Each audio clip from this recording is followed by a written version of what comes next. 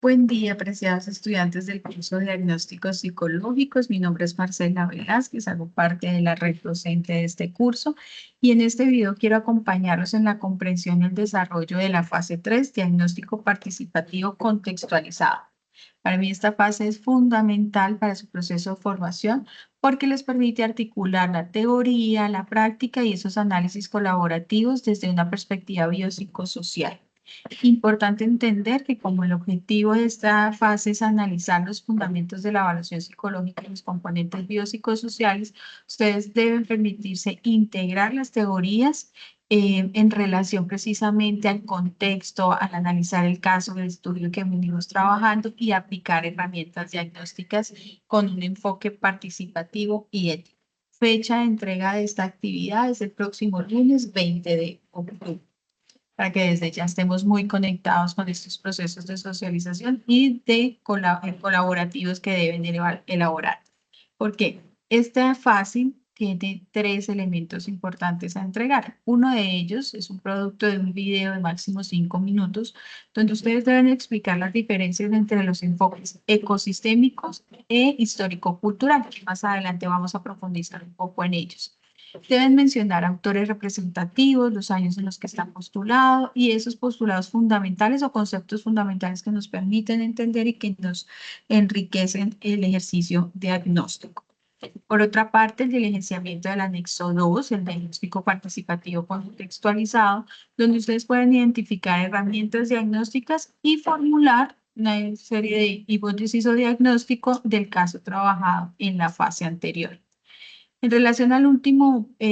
entregable, tiene que ver con este análisis de caso en el cual ustedes a través de la teoría del enfoque ecosistémico y la articulación con los determinantes sociales de la política COMPES 3992 del 2020, pueden llegar a comprender y a describir los fenómenos psicológicos que se presentan en este estudio de caso que hemos venido trabajando. Para ello,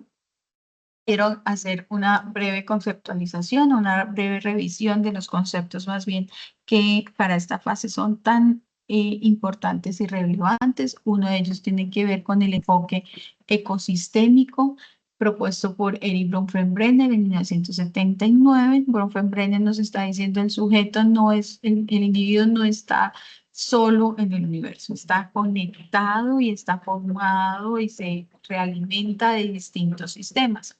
Bronfenbrenner propuso que este modelo ecológico del desarrollo humano plantea precisamente esas interacciones, esa serie de sistemas interdependientes que conforman el entorno vital de los sujetos. Este modelo se presenta con una serie de capas, como lo vemos ahí en los distintos colores, concéntricas que van desde los contextos más inmediatos hasta los más amplios. El inmediato está entendido aquí en lo que llamamos nosotros el microsistema, y así va generándose entonces esa interrelación entre cada uno de estos sistemas. Importante aquí reconocer entonces, pues como lo venimos señalando, que el individuo crece e interactúa dentro de una serie de sistemas interdependientes que conforman su entorno vital. Este entorno vital está constituido por un microsistema, el cual hace parte de esas interacciones directas, de las más cercanas que el sujeto tiene y en donde se moldea la conducta, los afectos y el aprendizaje. La familia, la escuela, el lugar de trabajo, que son los escenarios en los que con mayor fuerza interactuamos y que hacen parte de nuestra cotidianidad, son los que podemos identificar dentro del espacio del microsistema. El mesosistema, por su parte, se refiere a esas interrelaciones entre los diferentes microsistemas, por ejemplo, la relación entre la familia y la escuela, y permite precisamente entender cómo esas configuraciones de esos microsistemas empiezan entonces a generar relaciones que definen también las formas de actuación y las conductas, pero además cuáles son esas orientaciones que nos empiezan a señalar de el deber ser, el que es esperado para la persona, cómo se relaciona con su medio. El exosistema es uno de los contextos más amplios Y este ecosistema tiene una gran característica y es que en ocasiones no solo está pensado en el sujeto, sino en los sistemas un poco más amplios, como lo venía señalando. Por ejemplo, el adolescente y la relación que este adolescente tiene con la situación de trabajo del padre o de la madre, los horarios que ellos tienen, los medios de comunicación que se visten, las relaciones y comprensiones alrededor, por ejemplo, de las políticas institucionales, de las políticas públicas, cómo empieza entonces también a influenciar y cómo esto viene a configurar horarios, tiempos, roles, dispositivos de comunicación y demás que involucran también a el sujeto. El macrosistema, por su parte, comprende valores culturales, un muchísimo más amplio. Y aquí vienen todas esas creencias, esas normas sociales, hasta las ideologías políticas que influyen en los otros niveles. Esto es muy importante y Brenner en esa dimensión ecosistémica nos está diciendo, no se trata de una cosa encima de la otra, sino de poder entender la relación que existe entre cada uno de ellos. Finalmente encontramos el cronosistema, que es esa dimensión temporal en la que se pueden definir los cambios históricos, en las que todos como que nos identificamos con una etapa. El cronosistema es, para entenderlo, y un ejemplo de ello es cuando decimos en los años 80 la característica de los jóvenes tenía que ver entonces con la reproducción de políticas en relación a la respuesta, por ejemplo,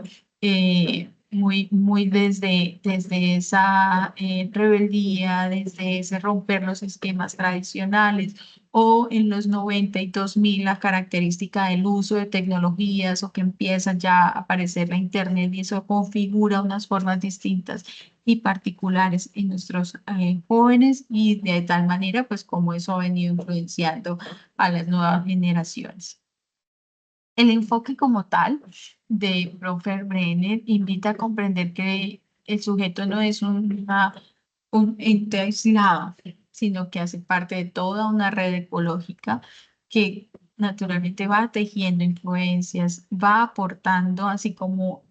todos los sistemas le aportan a él, él también está aportando a esos sistemas y que de alguna manera vale la pena reconocer la conducta, las emociones y por supuesto la salud mental, no explicada solamente por factores individuales o, por ejemplo, muy desde una mirada biologicista, sino también por las influencias que los entornos, las familias y las comunidades pueden llegar a desencadenar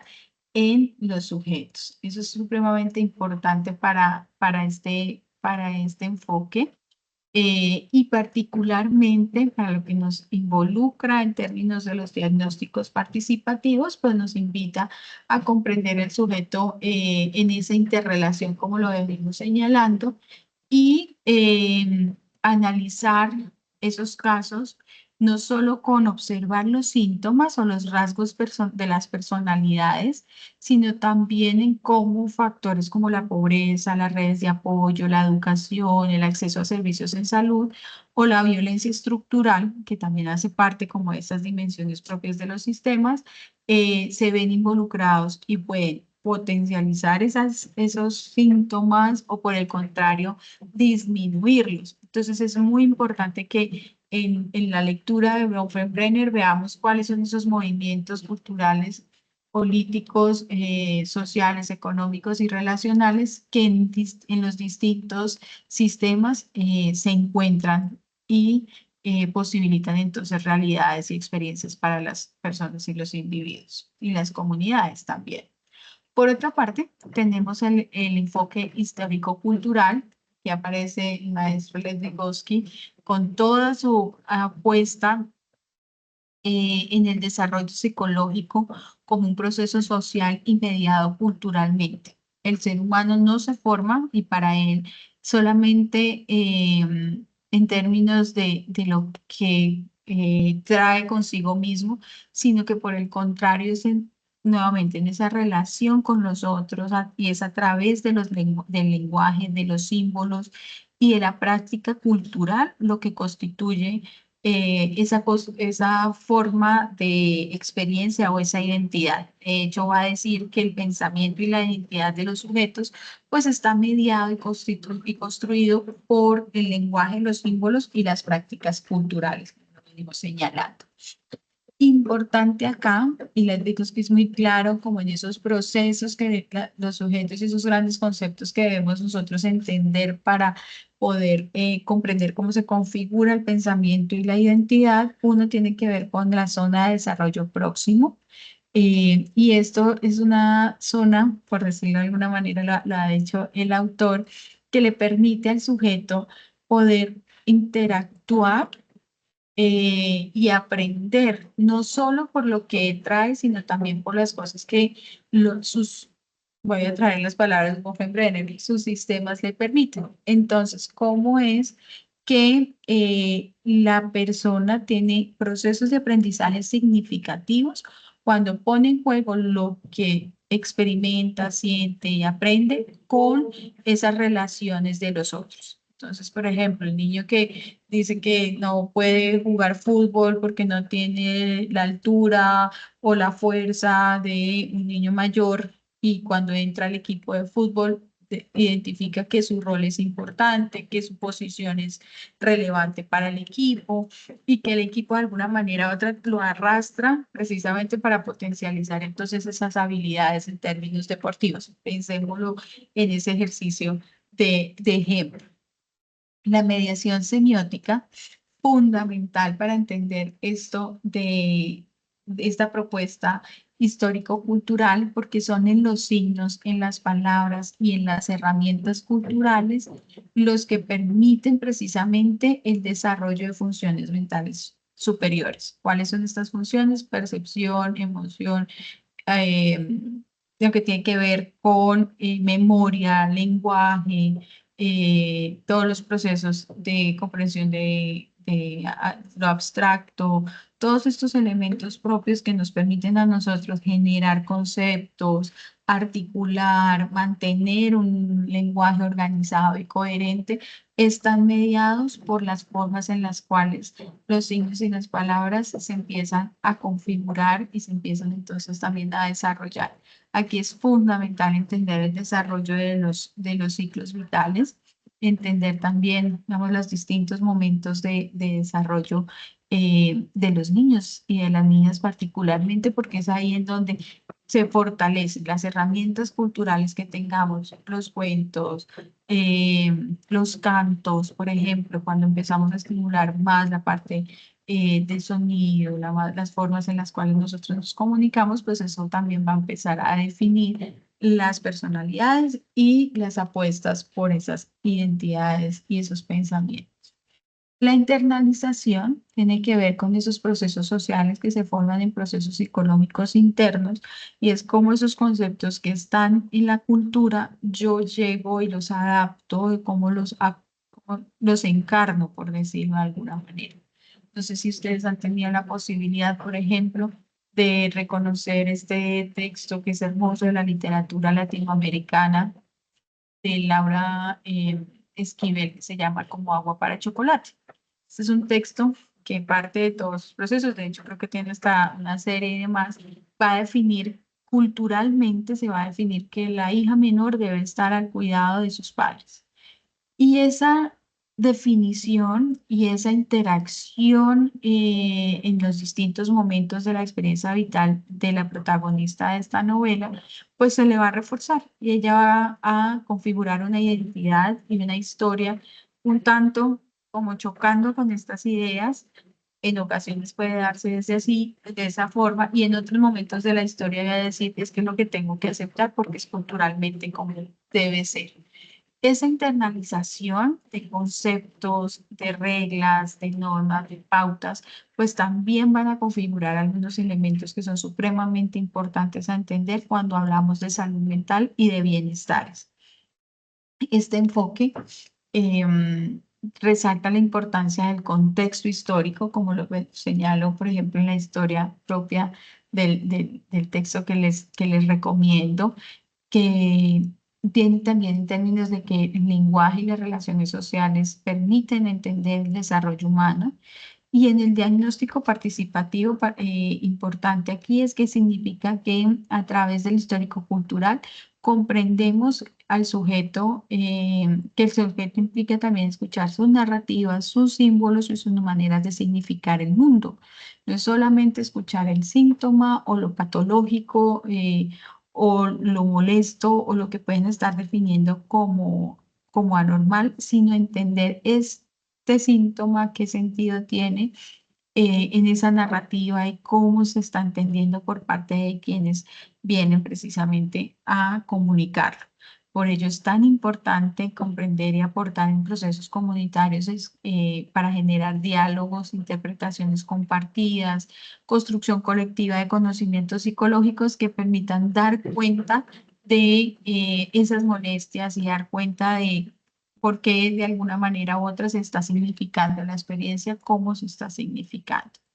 La relación entre estos dos conceptos, es un poco lo que ustedes también vienen a indagar y a reconocer en las distintas lecturas, pero como una pequeña, conclusión, mientras Bonhoeffer enfatiza en las estructuras ecológicas del entorno y cómo éstas influyen sobre el sujeto,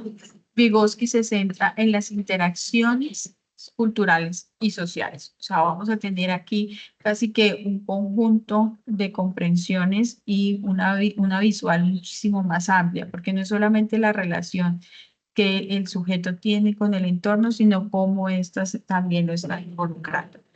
Ambas teorías coinciden en superar las visiones reduccionistas, como lo decíamos hace un momento, en términos de solamente pensarse en el síntoma o en lo patológico, y por el contrario proponen una mirada integral, contextual y situada. Es muy importante. Una patología o una comprensión de un fenómeno psicológico en los llanos orientales en donde me encuentro, o en un centro andino, va a variar en tanto a la significación de la experiencia que se tengan y las formas en las que la salud mental, también responde a esos, resultados dinámicos de la cultura, la historia, las personalidades, las personas, y las comunidades.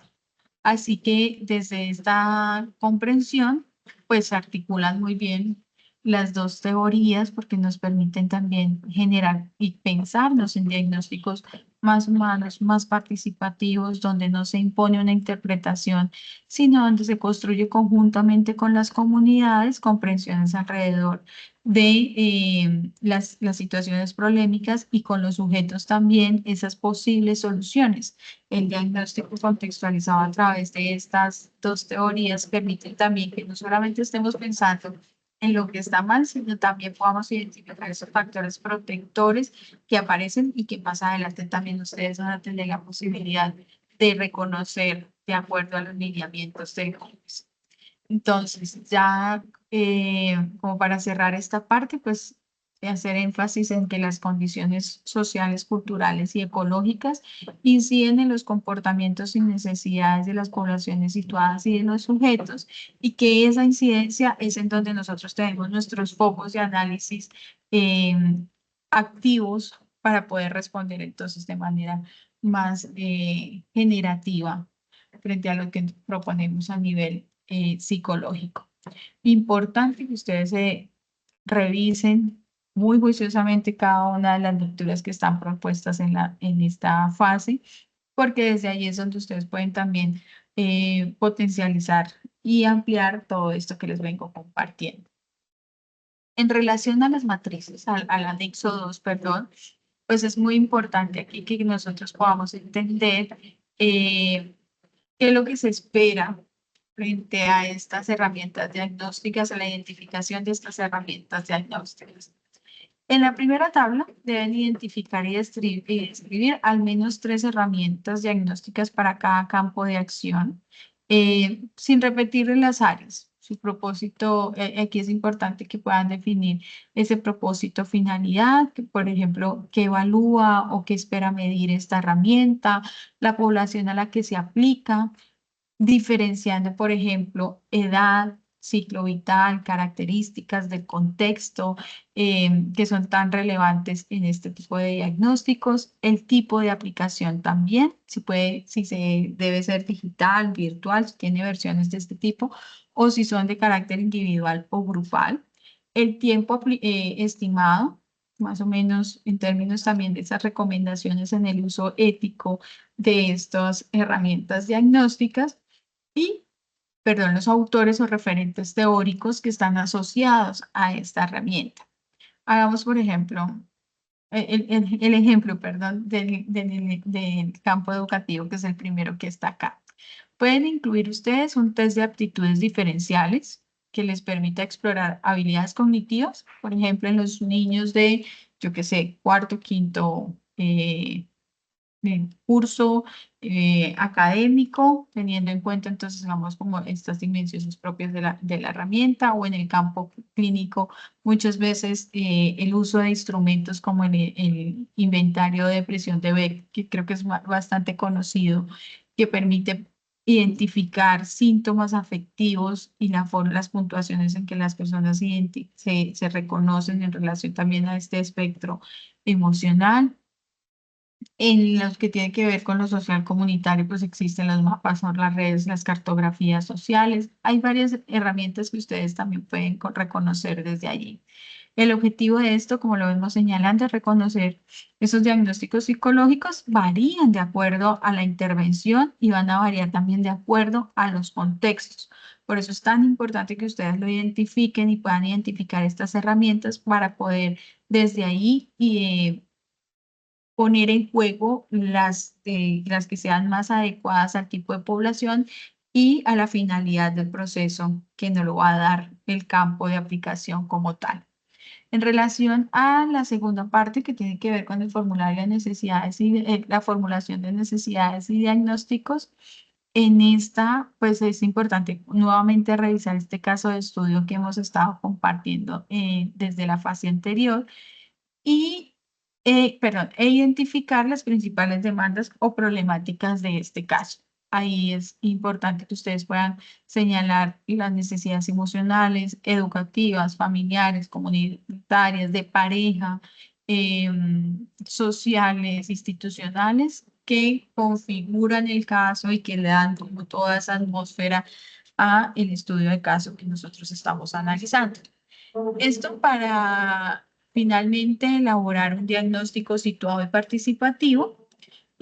contextualizado, por supuesto, a este caso y a estas necesidades, y que integra pues los componentes teóricos y metodológicos que puedan ustedes revisar desde las lecturas y que aquí también nosotros estamos señalando. Importante,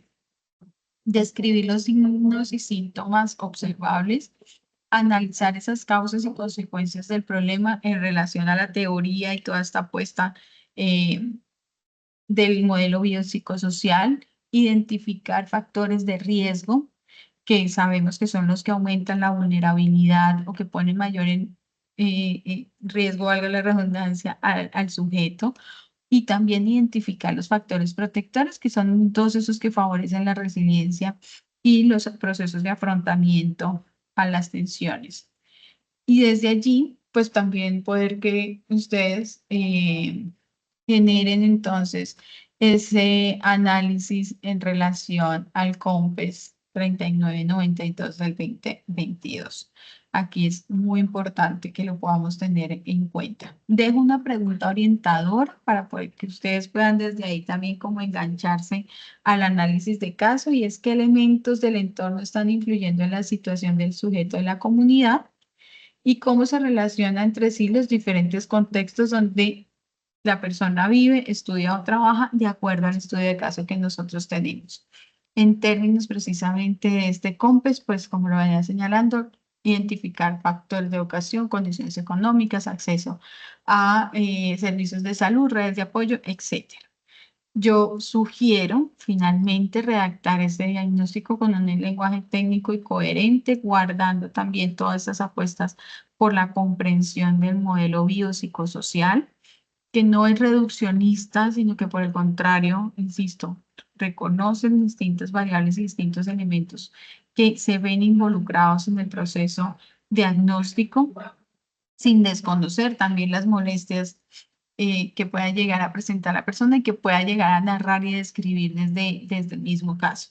Eviten etiquetas simplistas como es que es depresión, es que es anorexia y ya está. Asegúrense de que cada una de las apuestas que ustedes hacen y las propuestas que generen para el video pues estén respaldados en las teorías, en los autores, el uso de normas APA, la forma también como lo podemos ir presentando y argumentando, y pues que toda esta ejercicio pues tenga precisamente esa mirada desde lo ético, desde lo contextual. Creo que para mí eso es lo que vale la pena resaltar en este momento en relación a lo que debemos presentar en nuestra fase 3. Les invito entonces pues a tener una visión amplia, contextual de los diagnósticos psicológicos y preguntarse siempre en esa interacción del individuo con su contexto, porque es ahí donde están las claves, es ahí también donde todas las herramientas y apuestas que podemos nosotros proponer desde la psicología, pues se ponen en función del bienestar y los bienestares de las comunidades y los sujetos. Espero con este pequeño y breve video poder aportar a todo ese proceso de formación que ustedes vienen desarrollando en esta fase como recomendaciones finales, pues verificar que el video esté público, que no se pase de los 5 minutos que nos indica la guía, revisar precisamente normas APA, que se contenga pues los enlaces con claridad, que los anexos estén diligenciados y construidos y entregados dentro de este gran PDF que vayan ustedes a compartir. Y pues recuerden que esta fase no solo valora el conocimiento técnico, sino también esa capacidad de trabajo en equipo y análisis contextual, porque para nosotros es muy importante en el programa de psicología que la formación que ustedes tengan posibiliten esos pensamientos, ese pensamiento crítico y esa discusión de equipo. Creo que esta fase permite precisamente que ustedes se puedan reunir y puedan desde ahí generar esos análisis que son tan valiosos para el ejercicio de formación profesional. Adelante, sigamos construyendo un diagnóstico con sentido y con propósito social y con una apuesta y una postura ética en cada una de las acciones y actividades que nosotros realizamos. Para mí ha sido un gusto y estaré muy atenta a sus comentarios aquí en el foro. Un saludo especial para todos y todas.